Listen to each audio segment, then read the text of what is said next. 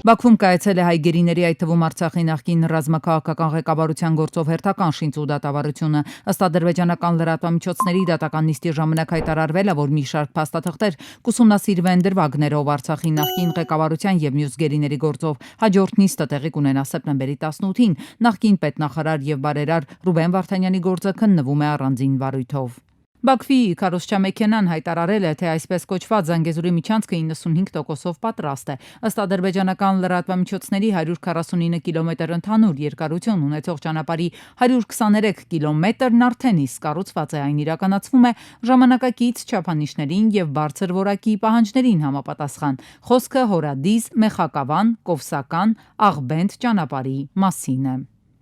Բաքուն ավելացնում է ռազմական բյուջեն 2026-ին Ադրբեջանում պաշտպանության եւ անվտանգության ծախսերը պլանավորվում է 8 միլիարդ 714.8 միլիոն մանաթի չափով, որն ավելի քան 5 միլիարդ դոլար է։ Ադրբեջանի ֆինանսների նախարարության համաձայն դա 3.8%-ով ավելի է, քան 2025 թվականի համար նախատեսված բյուջեն։ Պաշտպանության եւ ազգային անվտանգության ծախսերը կկազմեն Ադրբեջանի 2026 թվականի պետական բյուջեի բոլոր ծախսերի մոտ 21%-ը։ Գյուրջան Կասկադ, հասանելի բնակարաններ 65 ամիս մարման ժամկետով։ Ամենայն հայոց կաթողիկոս Գարեգին II Վատիկանում հանդիպել է Հռոմի Սրբազան քահանայապետ Լևոն 14-րդ պապին։ Զրույցի ընթացքում երկու հովապետերը քննարկել են եկեղեցիների հարաբերությունների ամրապնդումը, համաշխարհային մարտահրավերները, Հայաստանի եւ Արցախի խնդիրները, հատկապես արցախահայության ու մշակութային ժառանգության պաշտպանության հարցերը։ Գարեգին II շնորհավորել է պապին ընտրության եւ 70-ամյակի կապակցությամբ, հրավիրել նրան այցելել Հայաստան։ Հանդիպման ավարտին տեղի է ունեցել նվերների փոխանակում եւ օրհնություն։ Կաթողիկոսը նաև աղոթել է Հռոմի Սուրբ Մարիամ բազիլիկում Ֆրանցիսկոս պապի շիրիմի մոտ։ Վարչապետ Մհեր Գրիգորյանը ընդունել է Հայաստանում Իրանի դեսպան Մեհդի Սոփանիին, ով ավարտում է իր առաքելությունը։ Հանդիպան ընթացքում Մհեր Գրիգորյանը անձամբ իր եւ կառավարության անունից շնորհակալություն է հայտնել դեսպանին իր պաշտոնավարման ընթացքում իրականացրած աշխատանքի համար։ Զրուցակիցները քննարկել են վերջին 2 տարիներին երկկողմ գործակցության ձեռքբերումները առանցքային ոլորտներում, ինչպես նաև հնարավոր նոր ծրագրերի եւ առաջիկա անելիքների մասին մտքեր փոխանակել։ Փոխվարչապետը շնորհակալություն է հայտնել դեսպանին եւ նորանոր հաջողություններ մաղթել։ Կառավարությունը իդրավ թարթակում ներկայացրել է իրական Հայաստանի գեղագիտության, տեղորոշման եւ աջակցության որոշման նախագիծը։ Փաստաթուղթը նպատակ ունի սահմանել Հայաստանի բովանդակության արտահայտման գեղագիտական ձևերը եւ մշակել դրանց խրախուսման քաղաքականություն, պետականության ամրապնդման ու զարգացման համար։ Պատիվ ունեմ խմբակցությունը վարչապետին անվստահություն հայտնելու հայտարարության նախագիծ է ներկայացրել, որը Facebook-ի իր էջում հրապարակել է խմբակցության ղեկավարը։ Ազգային ժողովի կողմից վարչապետին անվստահություն հայտնելու գործընթացը ըստ Պատիվ ունեմի ենթադրում է վարչապետին անվստահություն հայտնելու գաղափարի շուրջ պատգամավորների կոնսոլիդացիա եւ ազգային միասնության անցումային կառավարության ձևավորում։ Ներքին գործերի նախարարությունը գործարկել է կիբերոստիկանություն տելեգրամյան ալիքը։ Հարթակը ստեղծվել է քաղաքացիներին ժամանակին իրազեկելու կիբերհանցագործությունների նոր մարտահրավերների մասին եւ ապահովելու նրանց անվտանգությունը թվային միջավայրում։ Այս մասին տեղեկացնում են ներքին գործերի նախարարությունից։ Ալիքում կհրապարակվեն օգտակար խորհուրդներ, նորություններ եւ կիբերհանցագործություններից պաշտպանվելու արդյունավետ մեթոդներ։ Էջը կառավարվում է ներքին գործերի նախարարության քրեական ոստիկանության կիբերհանցագործությունների դեմ պայքարի վարչության կողմից։ Կիբերհանցագործությունների դեմ պայքարը իմաստունի մինչև մարդ դարձել է զոհ, այսինքն իրազեկելով, որտեղ եթե որ ապեն զոհ ես դառնում, շատ քիչ է հավանականությունը, որ կլինի գումարը հետ վերել կամ ինչ-որ մի տենց բան, որովհետև միջազգային տենց մաֆիոզ խմբեր են աշխատում ու շատ բարդ է դրանց դեմ պայքարելը։ Ու այդ տեսանկյունից կամայական իրազեկող կրթող գործողություն շատ միանշանակ դրական է։ Ուրիշ հարց, որ քաղաքացիների մի տենց զանգված կա, որը համառորեն չի ուզում տեղյակ լինել ու իրանց դեպքում պետք է դռնեդուր գնալ պատմել։ Կենտրոնական բանկը անփոփոխ է թողել վերաֆինանսավորման տոկոսադրույքը, սահմանելով այն 6.75%։ Հայաստանի Հանրապետության կենտրոնական բանկի խորհրդի նիստում որոշվել է նաև կենտրոնական բանկի կողմից տրամադրվող լոմբարդային ռեպոյի տոկոսադրույքը 8.25%։ Բանկերից ներգրավվող միջոցների տոկոսադրույքն էլ սահմանվել է 5.25%։ Այս տարի լոլիկ աճեցնողներից կառավարությունը մտահոգություններ էր ստացել բերքը առատը իրացման տեղ չունեն։ Հնարավոր խնդիրները լուծելու համար գործադիրը մշակելու արդեն գործարկել է պետական աջակցության նոր ծրագիր։ Արդյունքում տեղական արտադրության տոմատի մածուկի ինքնարժեքը կմոտենա ներմուծվողի մաքսային արժեքին։ Զգալիորեն կավելանա մրցունակության մակարդակը, որի արդյունքում լրացուցիչ կմթերվի շուրջ 7000 տոննա լոլիկ։ Կլուծվի ընթացիկ տարվա լոլիկի մթերումների կազմակերպման գործընթացում առկա խնդիրը։ Լրացուցիչ կարտադրվի շուրջ 1000 տոննա տոմատի մածուկ, որը գնային առումով մրցունակ կլինի ներմուծվող տոմատի մածուկի նկատմամբ եւ շուրջ 1000 տոննայով կնվազի տոմատի մածուկի ներմուծման ծավալը։ Ժաննա Անդրեասյան այցելել է Հայոց ցեղասպանության հուշահամալիր եւ թանգարան ինստիտուտ հետևելու հիմնանորոգման աշխատանքներին։ Նախարարը կապալառուի ներկայացուցիչների հետ քննարկել է ընթացիկ խնդիրներն ու առաջիկա անելիքները, ընդգծելով աշխատանքների պատշաճ իրականացման կարևորությունը։ Այցերը լինելու են շարունակական։ 2025 թվականի սեպտեմբերի 16-ին Կենտրոնական բանկը շրջանառության մեջ է դնում Հենրիկ Մալյանի ծննդյան 100-ամյակ արծաթե հուշադրամը։ Հենրիկ Մալյանը հայ անվանի կինոռեժիսոր, սցենարիստ, ԽՍՀՄ եւ ՀԽՍՀ ժողովրդական արտիստ, մի քանի հայտնի ֆիլմերի հեղինակ, եռանկյունին «Մենք ենք մեր սարերը», Հայրիկ, Նահապետ, Կտորմը երկինք։ Նրա գործերը մեծապես նպաստել են հայկական կինոյի զարգացմանն ու միջազգային ճանաչմանը։ Հուշադրամը հատվել է Լեհաստանում։ Երևանում բացվել է 44-օրյա պատերազմում զոհված Ալբերտ Հովհաննիսյանի տուն-թանգարանը։ Ալբերտ Հովհաննիսյանի հայրը Արտակ Հովհաննիսյանն է հայտնել լուրը ու նշել, որ վերջապես իրենց ընտանիքի կողմից ստեղծված այդ սուրբ անկյունը կյանքի կոչվեց։ Չնայած բազում խոչընդոտներին ու չարական մարդկանց, մենք հաղթահարեցինք ամենը։ Այս ամենը հնարավոր դարձավ սիրով, համառությամբ եւ մեր մեծ միասնական ուժով, նշել է նա։ Տուն-թանգարանի հասցեն է Վարշավյան փողոց տուն 15։ Սեպտեմբերի 21-ին Հայաստանի պաշտպանության նախարարության կողմից կանցկացվելիք Քայլերթի եւ զինծառայողների ցուցադրական ելույթների ընթացքում փակ կլինեն Աբովյան, Ամիրյան, Նալբանդյան, Տիգրան Մեծի պողոտա, Վազգեն Սարգսյանի փողոցից դեպի Հանրապետության հրապարակ, ելքը Աբովյան փողոց, Հյուսիսային պողոտա, Ազատության հրապարակ ճանապարհահատվածները։ Իսրայելի պաշտպանության ուժերը ցամաքային հարձակում են սկսել Գազա քաղաքի վրա, այն գրավելու համար ռազմաօդային ուժերը զանգվածային ավիահարվածներ են հասցրել Գազա քաղաքի վրա։ Կարճ ժամանակ անց ըստ Գազայում պաղեստինյան մամուլի հաղորդագրությունների իսրայելական տանկերը մտել են քաղաք եւ հարձակումը սկսվել է ԱՄՆ պետքարտուղար Մարկո Ռուբիոյի, Իսրայելի վարչապետ Բենյամին Նեթանյահուի եւ նրա կաբինետի բարձրաստիճան անդամների հետ հանդիպումից մի քանի ժամ անց։ Իսրայելը Գազայում ցեղասպանություն է իրականացրել, ՄԱԿ-ի հետաքննող հանձնաժողովն է եկել նման եզրակացության անկախ այս հանձնաժողովը պաշտոնապես չի խոսում Միավորված ազգերի կազմակերպության անունից։ Բուն ՄԱԿ-ը ցեղասպանություն տերմինը դեռևս չի գործածել։ Հետաքննող հանձնաժողովի կարծիքով Գազայի գործողությունները հրահրել են Իսրայելի բարձրաստիճան պաշտոնյաները, այդ թվում վարչապետ Բենյամին Նեթանյահուն։ Իսրայելի ԱԳՆ-ն կոչ արել լուծարել ՄԱԿ-ի այն հանձնաժողովը, որը հրապարակել է զեկույցը հայտարարելով, թե այն հիմնված է ստերի վրա։ Իսրայելի օդային հարվածները թիրախավորել են բնակելի տարածքներ, բարձրակ շենքեր եւ ապաստարաններ Գազա քաղաքում, մեկ օրում սպանելով առնվազն 49 պաղեստինցու։ Քաղաքի սահմանին հարյուրավոր տանկեր եւ զրահապատ մեքենաներ են տեղակայել։ Վարչապետ Նեթանյահուն ասել է, որ սա խոշոր հարձակման սկիզբն է։ Պաշտպանության բանակի խոսնակն էլ զգուշացրել է Գազայի բնակիչներին դուրս գալ քաղաքից եւ փոխվել հարավում հատկացված գոտիներ։ Գազայի տեղահանվածների թիվն արդեն անցել է 350 000-ը։ Դոնալդ Թրամփը իրեն վիրավորելու տասնամյակներ շարունակ իր հասցեին ստեր տարածելու համար $15 միլիարդ է պահանջում New York Times-ից։ ԱՄՆ նախագահը այդ հարցը արդար ավարտի հասցնելու համար առաջիկայում հայց է ներկայացնելու դատարան։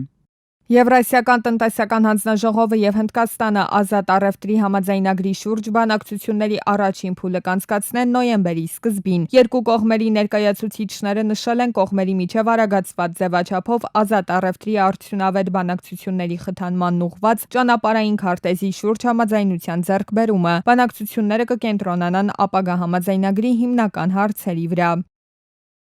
Հունգարիան եւ Չինաստանի ատոմային էներգիայի գործակալությունը ստորագրել են համաձայնագիր, որը լայն հեռանկարներ է բացում երկու երկրների առաջ միջուկային ոլորտում համագործակցության համար։ Հունգարիայի արտաքին գործերի նախարար Պետեր Սիարտոն հայտարարել է, որ համաձայնագիրը վկայում է Հունգարիայի եւ Չինաստանի միջև միջուկային էներգիայի անվտանգության եւ նորարարության ոլորտում համագործակցության լուրջ ներուժի մասին, որը գնալով ավելի կարևոր դեր է խաղում եւ ավելի ու ավելի մեծ կշիռ է ձեռք բերում այս ոլորտում։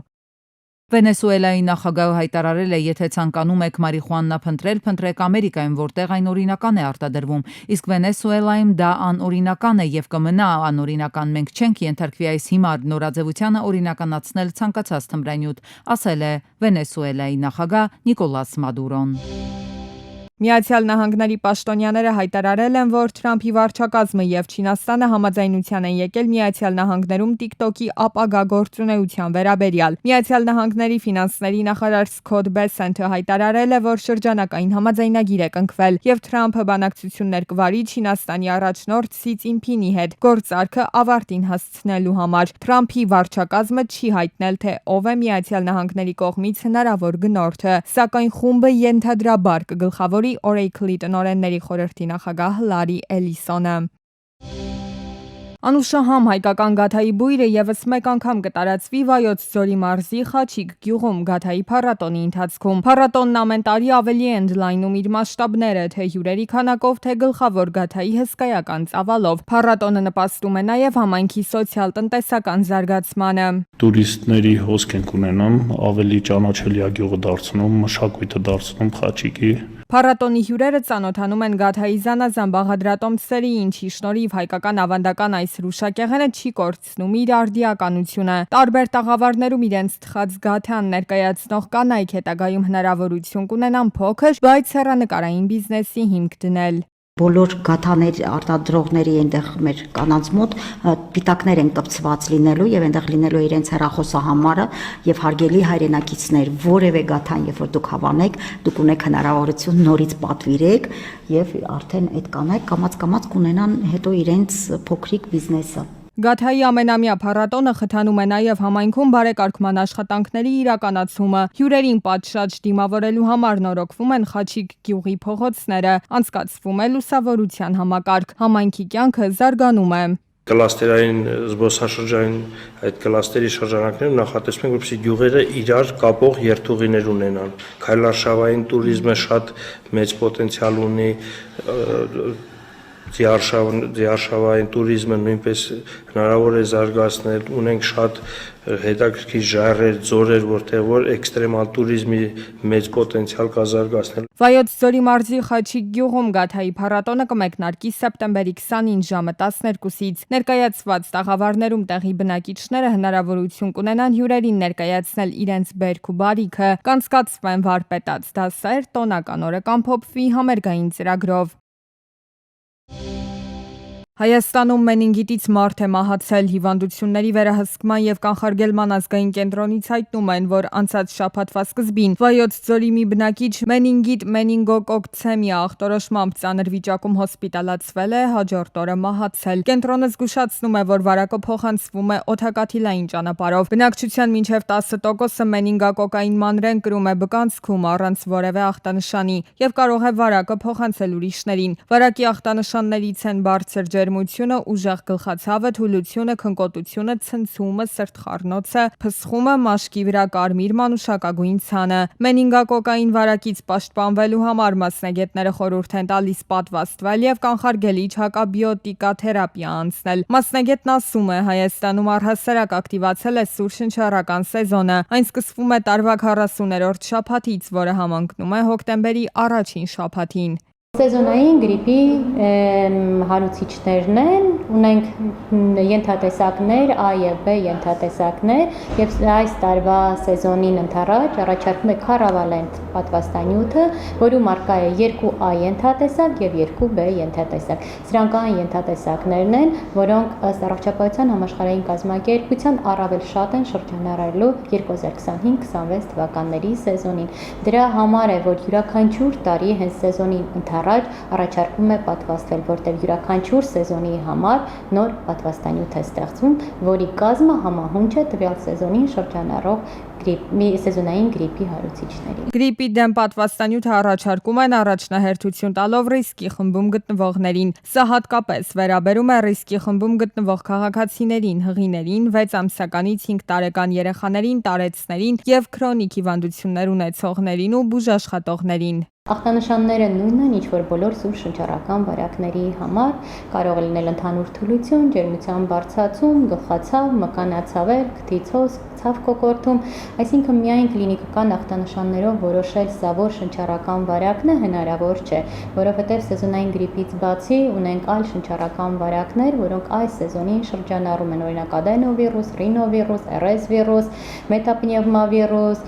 կորոնավիրուսային հիվանդության հարուցիչ եւ այլն։ Սակայն այս բոլոր սուր շնչառականները ունեն համարյա գրեթե նույն ախտանշանները եւ իրարից տարբերակվում են միանշանակ միայն լաբորատոր հետազոտության արդյունքում։ Սուր շնչառական վարակների ակտիվ շրջանի նախաշեմին առողջապահության նախարարությունը առողջության առաջնային պահպանման բոլոր կազմակերպություններին գրիպի դեմ քառավալենտ պատվաստանյութ է բաշխել։ Նախարարությունից տեղեկացնում են, որ անկախ հաշվառումից գրիպի բարդություններից խուսափելու համար բոլոր քաղաքացիները կարող են պոլիկլինիկաներում եւ ամբուլատորիաներում անվճար պատվաստվել։ Սեպտեմբերի 15-ին դանակահարությունը տեղի ունեցել Մայրաքաղաքի կենտրոնում Երևանի տնտեսագիտական համալսարանի դիմաց գտնվող այգում։ Դանակահարված Հերացու անվան թիվ 1 համալսարանական հիվանդանոց է տեղափոխվել Շիրակի մարզի 18-ամյա բնակիչը։ Քրեական ու համայնքային ոստիկանները հիվանդանոցի տարածքից Երևանի քրեական ոստիկանություն են տեղափոխել մոտ 15 քաղաքացու, նրանք կասկածվում են կամ վիճաբանության կամ դանակահարությանը մասնակցություն ունենալու կամ էլ ականատես լինելու մեջ։ Քրեական ու համայնքային ոստիկանները հայտնաբերել են նաև դեպքի վայրը, որտեղ կան արնանման հետքեր ու գլխարկ։ Բժիշկներին հաջողվել է փրկել նրա կյանքը, նա գտնվելիս է եղել շոկային վիճակում։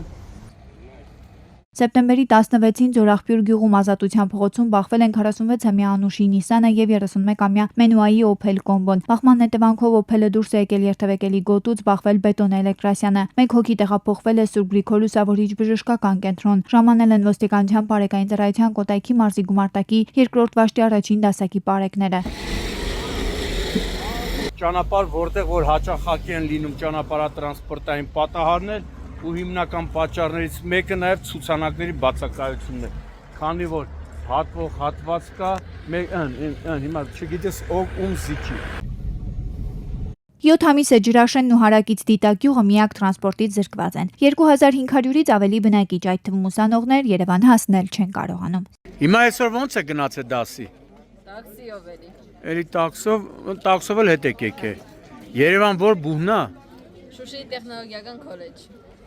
Երևանի պետական համալսարան։ Ուսանողներն էլ են մեր աշխատողներ կառավարության մեկ տաքսի կանչում վերում չի կարող կողքին նստի։ Ասում եմ ես եմ տաքսի վերել չի նստես դասի։ Արդեն շնամանք է առաջանում։ Անելանելի վիճակում հայտնված ու տրանսպորտային բարեփոխումներից դժգոհ գյուղացիները Ջրաշենում էին հավաքվել խնդիրը բարձրաձայնելու համար։ Հստակ պատասխան են ուզում ստանալ։ Տերանից մինչև ստեղ ընդամենը 16 կիլոմետր է, ոչ ավել, երկար ամոթ էլ է, որերով դարում են կապում։ Տանից դուրս ես գալի երեխեքը բախտի կանգառում կայնած են, չգիտես ինչով կետան դաս։ Նախկինում ըստ հավաքվածների տրանսպորտը իրենց մինչև Նուբարաշեն Երևանի Սասունցի Դավիթ Կայարան էր հասցնում։ Հիմա տաքսիների հույսին են մնացել ու ոչ բոլորն են կարողանում իրենց թույլ տալ ամեն օր նման կերպ երթևեկել։ Իսկ առաջ ավտոբուս կար։ Ավտոբուսը կար ու շատ է լավ է։ Թեկուզ թե հին, թեկուզ փչացած, բայց մեր համար շատ լավ է։ Բայց հիմի ոչ մի բան չկա։ Իմ քուրերը հիվանդանոցներ, ես ամեն օր չեմ կարա 2000 դրամ տամ հասնեմ Սովետաշեն, ընդեղից էլ ինչքան ծախսեմ ու գնամ հիվանդանոց։ Ոչ մի հնարավորություն չկա։ Մարդիկ գոնե իմացել են, որ աշխատանքից չեն ուշանա, դասից չեն ուշանա, կհասեն, նույնիսկ եղել են դեպքեր, որ հիվանդին պետք է տեղափոխեն, հիվանդին դեղ հասնելու համար տրանսպորտ չի եղել։ Արտաշատի քաղաքապետարանից ամիսներ առաջ խոստացել էին լուծել հարցը ու ի օգուտ քաղաքացիների, բայց որոշումը ձգձգվում է, իրենք էլ այլևս սպասել չեն կարող։ Տրանսպորտ են ուզում, դիմում են տարածքային կառավարման ու ենթակառուցվածքների նախարարին հարցը վերջնականապես լուծելու համար։ Ավտոբուս, ավտոբուս